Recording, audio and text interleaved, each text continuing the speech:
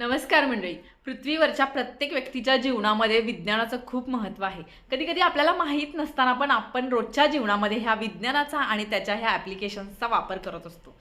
आपल्या जीवनात विज्ञानाचं महत्त्व पटवून देण्यासाठी, आपलं जीवन अधिक सोपं करण्यासाठी विज्ञानाची अंमलबजावणी कशाप्रकारे करता येईल, ह्याचा शोध घेणाऱ्या शास्त्रज्ञांच्या प्रयत्नांची दखल घेण्यासाठी दरवर्षी राष्ट्रीय विज्ञान दिन साजरा केला जातो. फेब्रुवारीमध्ये 28 फेब्रुवारीला राष्ट्रीय विज्ञान दिन म्हणून भारतामध्ये सर्वत्र साजरा केला जातो. भारतीय भौतिकशास्त्रज्ञ चंद्रशेखर वेंकट रमन यांनी रामन इफेक्ट ह्याचा शोध लावला. रामन इफेक्ट ही अशी एक घटना आहे की जी पारदर्शक पदार्थातून गेल्यानंतर लाईट आपला विखुरला जातो आणि त्याच्यामुळे त्याची वेव्हलेंथ असते ती आणि ऊर्जेमध्ये चेंजेस होतात.